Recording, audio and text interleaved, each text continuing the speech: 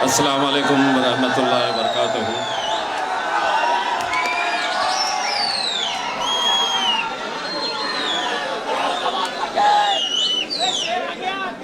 इससे पहले कि मैं अपनी तकरीर शुरू करूं, आज कुछ हिसाब चुकाना है।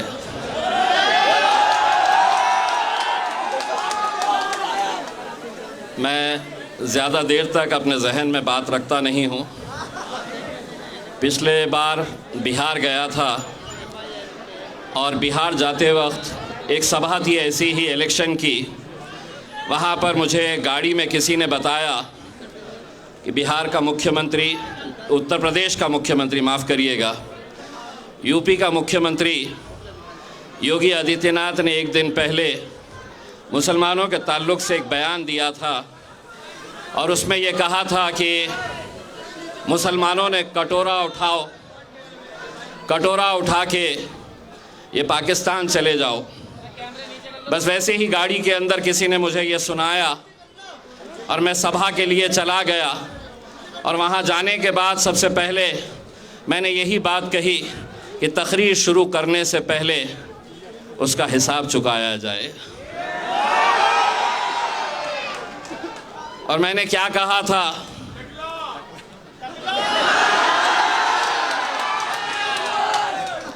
ये भी थोड़ा महज़्ज़ब तरीक़े से आपने बोले हैं। मैंने उसको अपने अंदाज़ में ये कहा था कि कान खोल के सुन ले, ये मुल्क शायद उस दिन उसको समझ में आ गया होगा कि अगर हिंदुस्तान के अंदर कोई वाहिद जमात है जो ईंट का जवाब पत्थर से देने की ताकत रखती है, वो मजलिस इत्तेहादुल मुस्लिमीन है। जिस ज़बान में तुम बात करेंगे उसी ज़बान के अंदर तुम्हें जवाब दिया जाएगा। वो उसका हिसाब था, आज शक्ति कपूर का हिसाब लिया जाएगा। उन्होंने किसी ने उनसे कहा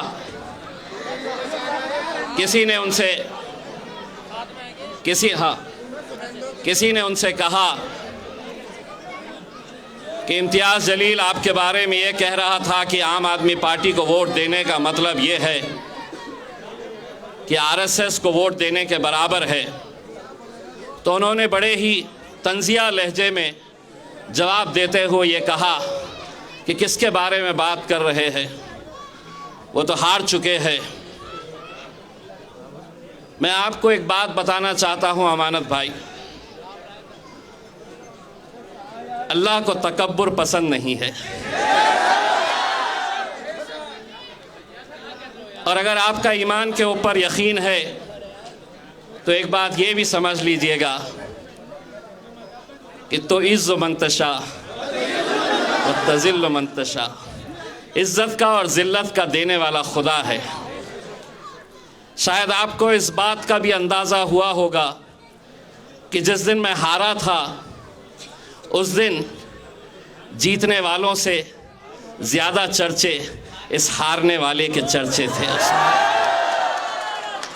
ठीक है, गिरे हैं, फिर उठेंगे, फिर लड़ेंगे, फिर जीतेंगे। एक बात आपने ये भी सुनी होगी, गिरते हैं शह सवार ही मैदान जंग में,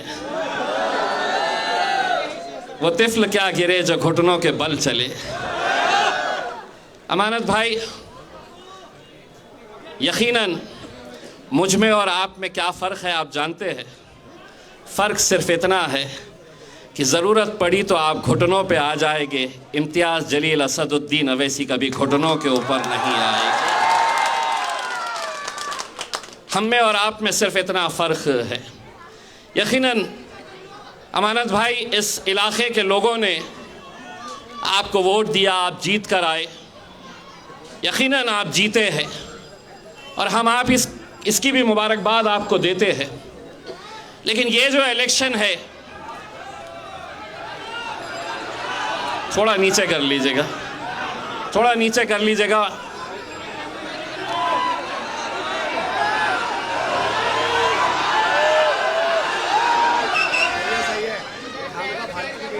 इससे एक बात तो साबित होती है कि मेरा चेहरा शक्ति कपूर के जैसा नहीं है।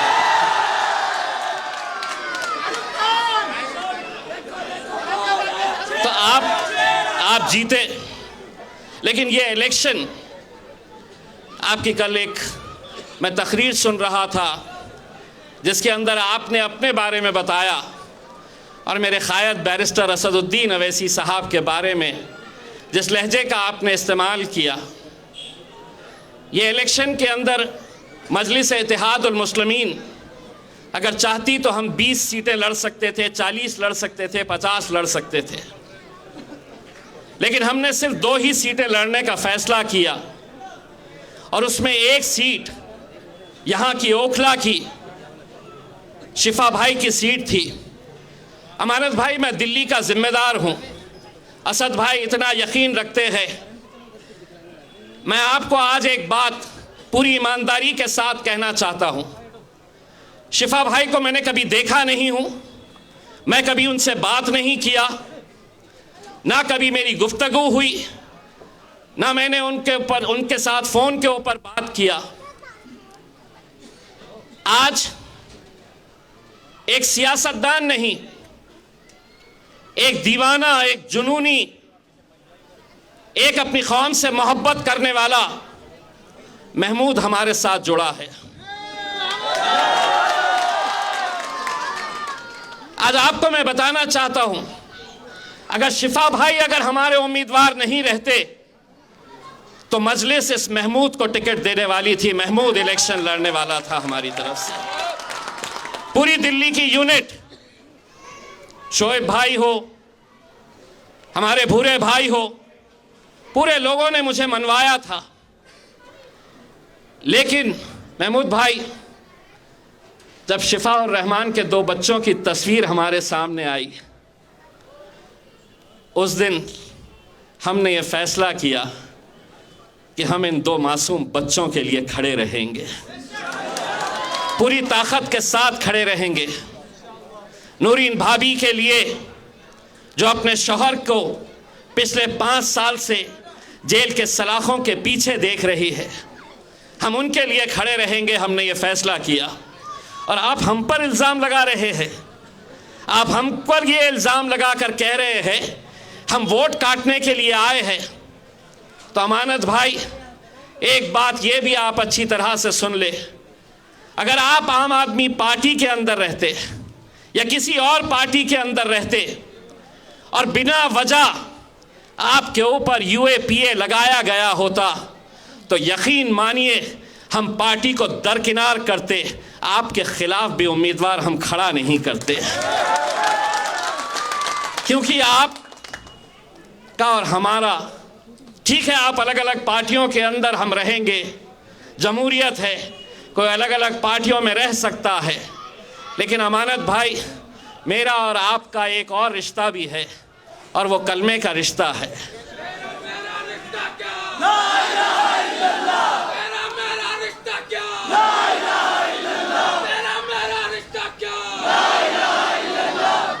आपने बड़े अकड़ कर ये बात कही कि कौन इम्तियाज जलील।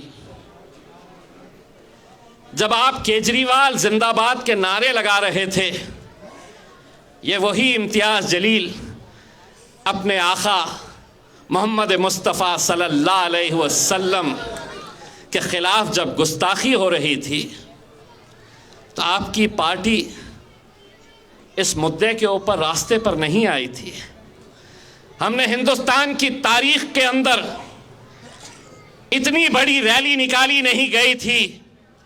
जब आप अरविंद केजरीवाल जिंदाबाद के नारे लगा रहे थे तो मैं लब्बैक की आवाज़ दिया तो हज़ारों की तादाद के अंदर उस सरजमीन के ऊपर जहां पर शिवसेना और भारतीय जनता पार्टी की हुकूमत है, तुम अपने मालिक के लिए नारे लगा रहे थे और हम नारे तकबीर अल्लाहु अकबर कहकर रस्तों के ऊपर निकले थे। इसमें ये फर्क है हम में और तुम में।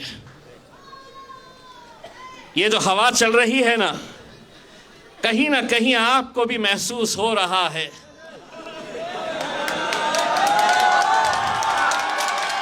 कहीं ना कहीं आपको भी ये डर सता रहा है कि रुख बदल रही है हवा।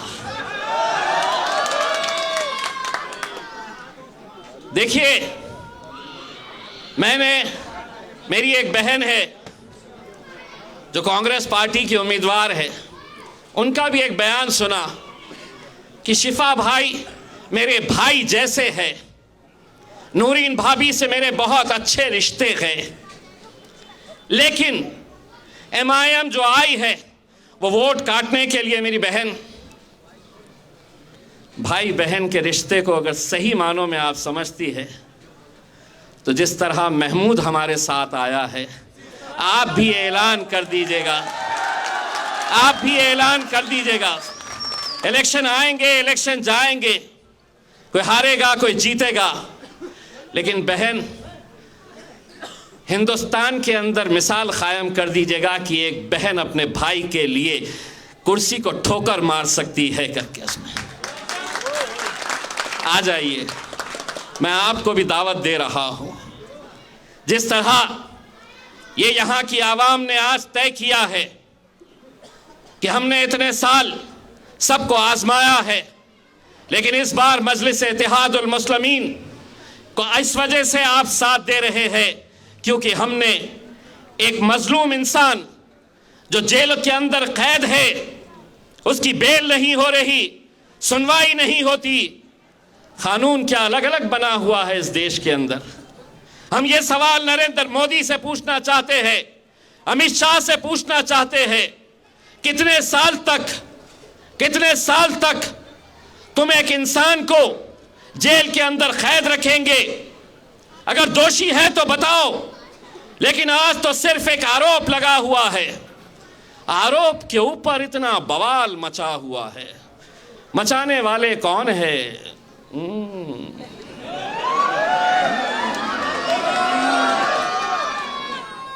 बड़ा जहां असद साहब जा रहे हैं, जहां जा रहे हैं, आपने एक दंगाई को टिकट दे दिया,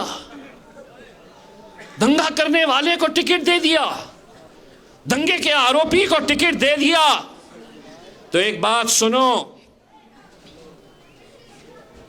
और नरेंद्र मोदी अमित शाह को भी सुनाओ ये बात। अगर मेरा भाई शिफा अगर दंगाई तुम उसे बता रहे हो, तो जिस पार्लियामेंट के अंदर इम्तियाज जलील को बैरिस्टर असदुद्दीन अवैसी साहब के बाजू बैठने का शर्फ हासिल हुआ था, उसी पार्लियामेंट के अंदर हमने दहशत गर्दों को भी बैठे हुए देखा है। दहशत गर्दों को हमने देखा है, लेकिन उनके लिए कानून अलग, हमारे लिए कानून अलग। लेकिन हम बोलेंगे, हम लड़ेंगे, और ये इलेक्शन ओखला की आवाम का इलेक्शन है मेरे भाई। अगर मैं ये कह रहा हूं कि ये उम्मीदवार यहां पर आपके बीच में नहीं है, इंशाअल्लाह दुआ करिए, दुआ करिएगा कि उन्हें बेल के ऊपर, पैरोल के ऊपर अदालत रिहा कर दे। अगर वो पैरोल के ऊपर आ जाते हैं तो अमानत भाई उसी दिन अपना डब्बा बंद करके कश्मीर निकल जाइए, टहलने के लिए चले जाइए। वैसे भी बहुत बना लिए है, सुना आपने, रखने के लिए जगह तो नहीं होंगी तो थोड़ा खर्च करके आ जाइए। लेकिन मेरे भाई, ये इलेक्शन आप लोगों को लड़ना है, भूल जाना है। अगले कुछ दिनों तक हर शख्स अपना नाम यहां पर, हर शख्स का नाम यहां पर क्या होगा? मैं हूं शिफा रहमान। आपको अपना नाम तब्दील करके यह समझकर इलेक्शन लड़ना है कि मैं इलेक्शन लड़ रहा हूं।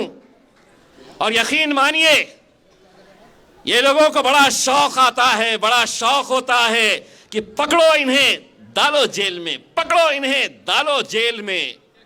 इंतजार करते रहते हैं कि कब आएगा, किसको हम लपेटेंगे, किसको डालेंगे। ये तो वैसे भी इंतजार करते रहते हैं कि कब हमारे मुंह से कुछ निकले, अगले दिन दनादन चलाए ब्रेकिंग न्यूज, ब्रेकिंग न्यूज। अबे एक बात सुनो, इनके साथ ऐसा रिश्ता हो गया है हमारा, हम इशारों इशारों में बात करते हैं और ये समझ जाते हैं हम क्या बोल रहे हैं करके। उसमें एक सभा के अंदर हमने इशारों इशारों के अंदर सिर्फ इनको परेशान करने के लिए बोल दिया कि देखो तुमको क्या करना है, चीपो चीपो चीपो। पूरी रात भर वहां की पुलिस और मीडिया वाले रिवाइंड कर करके देख रहे चीपों का मतलब क्या है, चीपों का मतलब क्या है। असद भाई बोले मियाँ तुमने अपने तकरीर में क्या बोल डाले, सब लोग परेशान हो रहे ना, चीपो चीपो क्या है। मैं बोला कुछ भी नहीं है, इनको परेशान कर रहा था साहब सिर्फ। उसमें पुलिस ढूंढ रही कि ये ची का मतलब क्या है, पौ का मतलब क्या है। कुछ नहीं है, खेलते रहो। हमको इशारों इशारों में जो भी बोलना है, क्योंकि हम अब आधा बोलते हैं आधा ये बोलते हैं। उसमें जैसा हमने शुरुआत के अंदर बोले, अगर इम्तियाज जलील को इन्हें डालना है तो ये बोल सकते हैं कि उसने है तो अमित शाह को और नरेंद्र मोदी को बोला कि ये मुल्क तुम्हारे। अब ये बोलेंगे कैसा डालते, मैं तो आधा ही बोला, ये मुल्क तुम्हारे, ये मुल्क तुम्हारे। अब क्या मिलता, इसको बोलते बाबा जी का ठुल्लू। कुछ नहीं होता, हम बहुत होशियार हो चुके हैं। इंशाअल्लाह मैं आप लोगों से ये दरख्वास्त कर रहा हूं, एक एक घर जाइए, जो अपने नहीं है उन्हें मनाइए, जो हमसे दूर है उन्हें समझाइए और ये बताइए ये इलेक्शन उन दो छोटे मासूम बच्चों के लिए है, हमारी भाभी के लिए है। और इसी तरह से हमने जो ताहिर हुसैन साहब को वहाँ पर दिया है, उनको कामयाब करिए। हिंदुस्तान का मुसलमान, हिंदुस्तान का मुसलमान आज टुकटुकी लगाए हुए इस ओखला की कॉन्स्टिट्यूएंसी के ऊपर नजर गाड़े हुए है। वो देखना चाहता है कि वाकई में इंसान यहाँ पर रहते हैं या उनका ज़मीर मर चुका है।